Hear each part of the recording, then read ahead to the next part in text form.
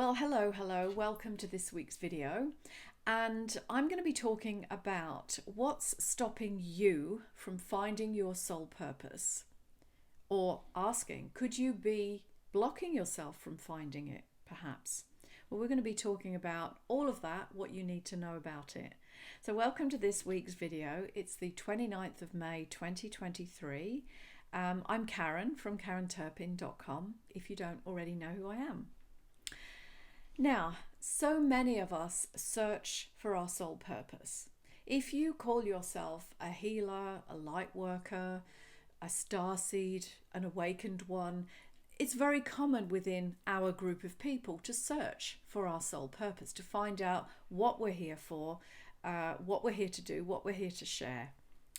And actually, some people search for years and years to find what that soul purpose really is. But actually, they might be already just on the edge of really discovering that, but blocking themselves from seeing it. Now, I know that you might resist me saying that, but the truth of it is, I've worked with many people over the years, and we've discovered that we unconsciously do block ourselves from seeing our bigger purpose.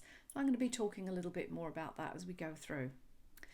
Now, some of us believe that our life will maybe suddenly become dramatically better when we find our soul purpose. And we think our life is going to change and everything's going to be instantly amazing.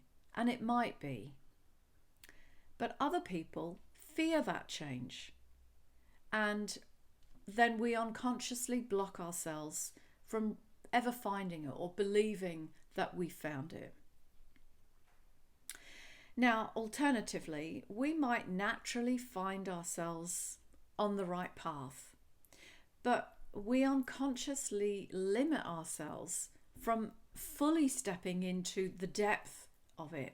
So we're running on a very limited version of our soul purpose.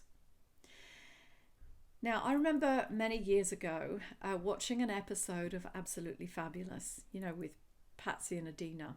I used to love that show. It's many years ago. It might even be before your time. You'll have to look it up on YouTube. But there was this episode where they had rented a chateau in France for a week or so. They arrived at the caretaker's cottage in the grounds. Limited French they had. They were English speakers. And the cottage was empty. And they presumed they'd arrived at the right place because they showed up at that address. So they looked no further. It was a large stone building. It was at the right address. They presumed that that was exactly where they needed to be. Now, it wasn't quite as they'd imagined, admittedly. I think there was a fair amount of moaning and groaning about this isn't what we paid for, that kind of thing. I'd have to revisit the episode to be exact. But whatever it was, they just accepted it. Well, this wasn't quite what I thought it was going to be, but it's the right address, it's a cottage, it's empty, it seems to be waiting for us, so they moved right on in. Now, as the episode progressed, right at the end, I think one of them spoke to the caretaker and, it became evident that they were not in the right place at all. And in fact, had they walked further up the driveway, they would have found a magnificent chateau. But they had missed that completely because they had settled for where they were and for what they thought they were going to get. That was all. Now, I see this often. People touch on their soul purpose and they think they've arrived. They think that's it. Now, admittedly, it can take time to find the fullness of your soul purpose. Maybe we never do, because in my experience, it continues to evolve as we evolve. But I definitely do see many people settling for the cottage, so to speak, when they really could have had the chateau. So I have a bit of a skill of seeing what's possible for people. If they open up to their fullest potential, I can help them get really aligned to that, so that they literally can take on the fullness of their soul purpose.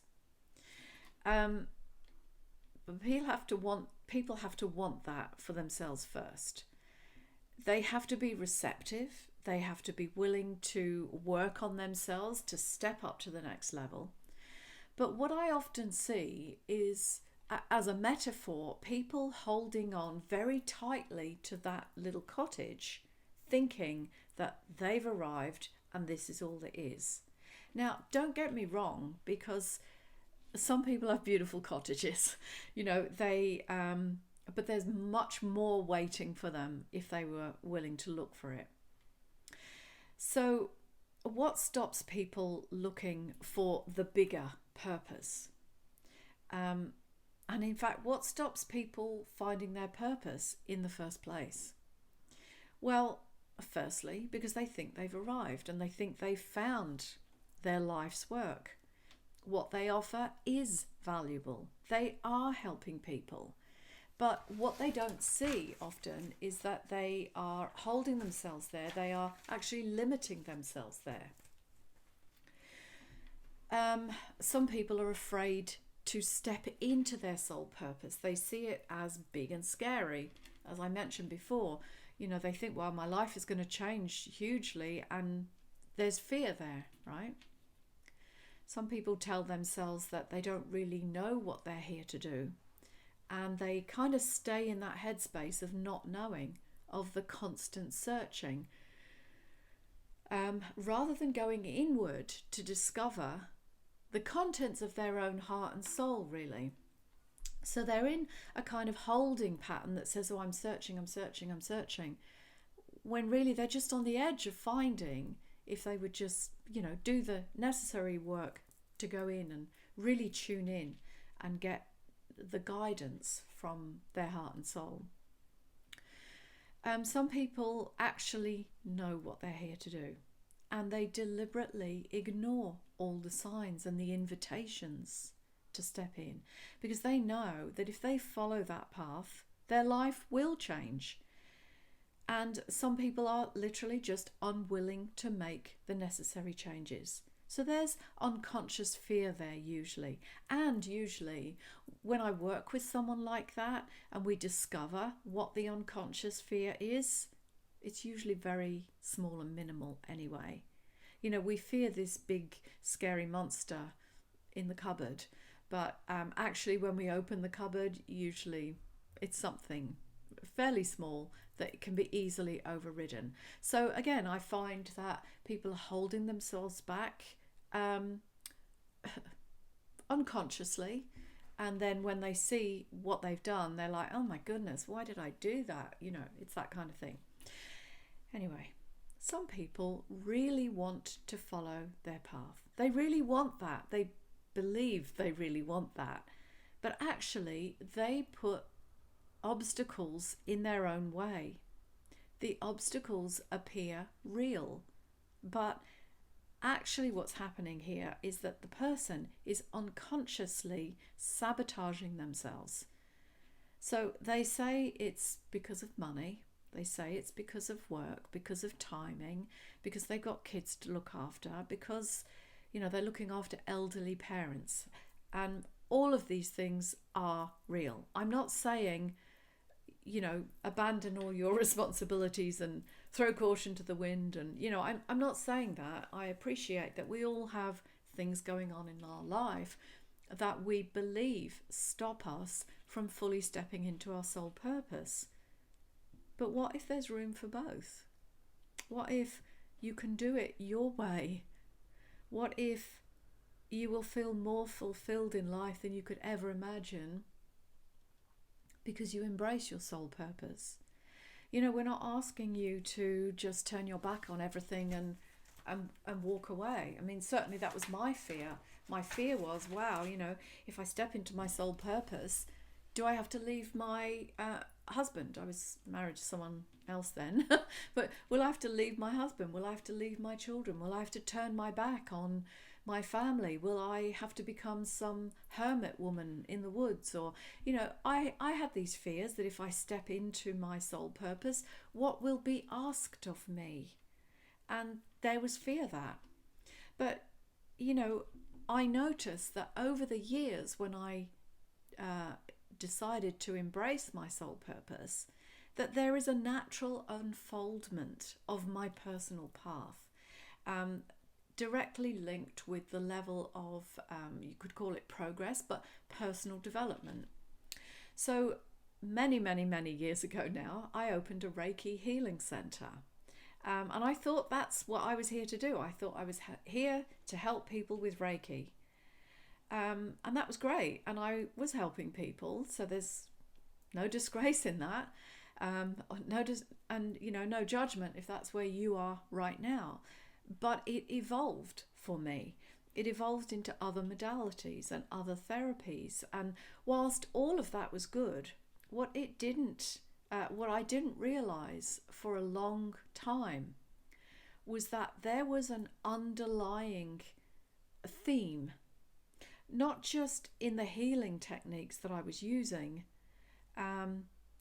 but it was a theme that ran through the whole of my life, actually. This theme ran through my beliefs. It ran through what I would stand up for. It ran through my interests, my passion, my heartache. It was all connected. And when I put all of those pieces together,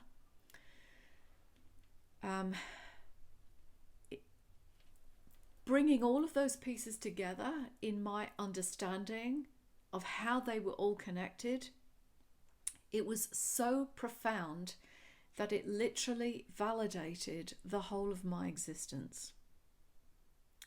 Now, it actually took me a while to integrate it.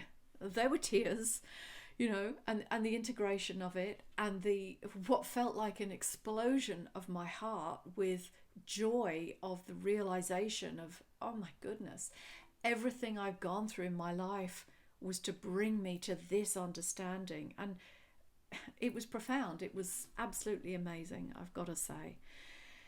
Now, last year I created a course called Authentically You. And all of my experience and understanding of how to find your soul purpose, at a really deep level, it literally poured into that course. And I didn't expect that at all. When I decided to create a course, I didn't exactly think I was going in a different direction, but I didn't think I was going to be putting something as profound as this in the course. And of course, I had to walk that path first and experience that for myself, and it was pretty amazing. So I didn't expect that would be going into a course that I would create. Didn't really even realize it was something you could teach, to be honest, until that point. But it naturally poured in.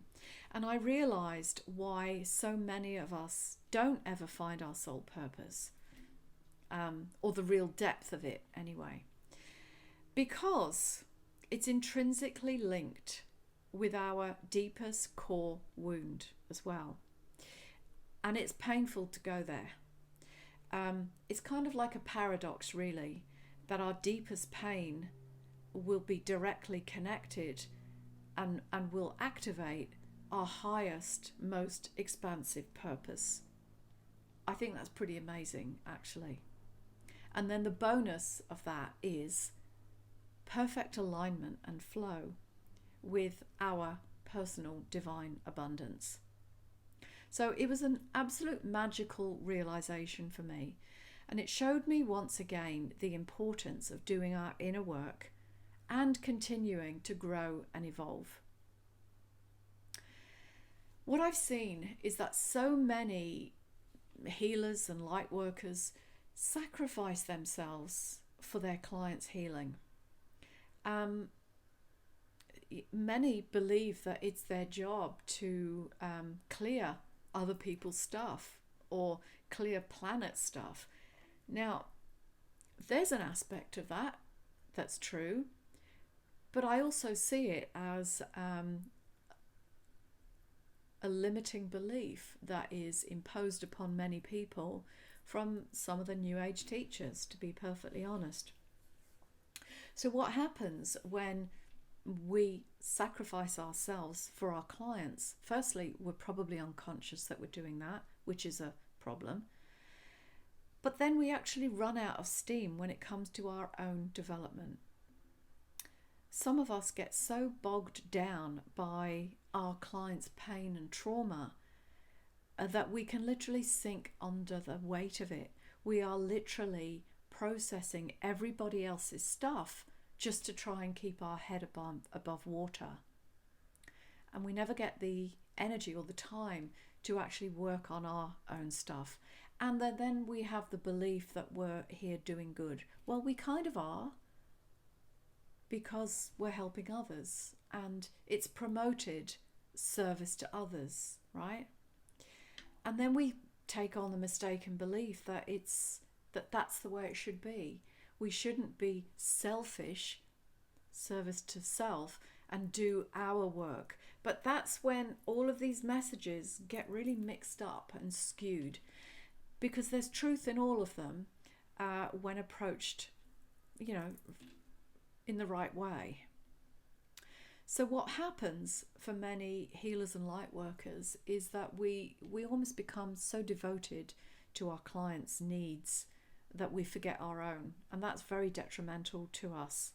We also then get so connected with what's going on a planetary or a global level that we then start taking on the clearing and the processing of all of that, the grids and the mass consciousness and all of that.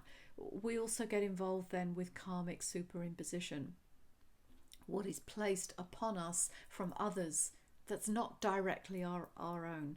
So we think we're being of service, and we kind of are in a way, but we are not really helping ourselves in that process. And there's, as I say, a lot of mixed up messages going on. Other people then won't find the full depth of their soul purpose because they distract themselves with some of the new age bliss experiences and the pretty things that go along with the new age, the crystals and things. Now, don't get me wrong, I wear crystals, I love crystals, but some people get really distracted with it. And again, I will say my classic statement is, just because you put abundance crystals in your bra, you're not going to be a millionaire. We'll talk about that another day. You may have heard it before, I say it a lot. Anyway, the truth is, to fully embody your soul purpose, you have to have a deep connection with your soul. You have to go into your wounds. You have to clear that in order to find your true essence. You are here to develop a strong spiritual backbone. You have to, if you want to fully be on your path and be of service, in a sense. So you have to face yourself. You have to face the dark parts of you.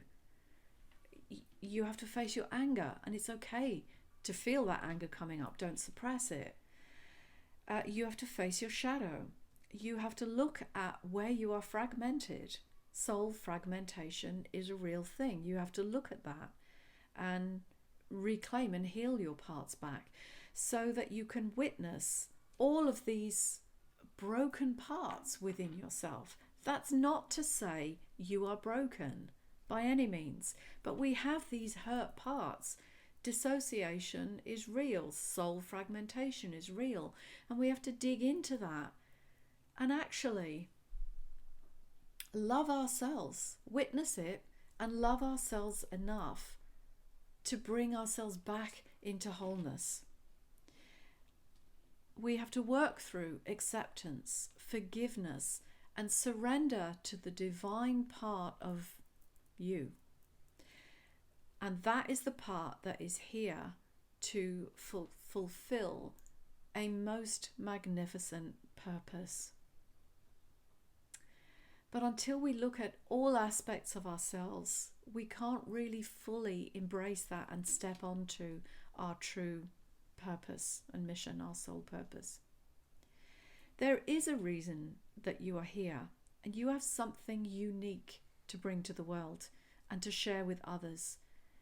But where you find it is in often in those dark places within yourself where you're often not willing to look.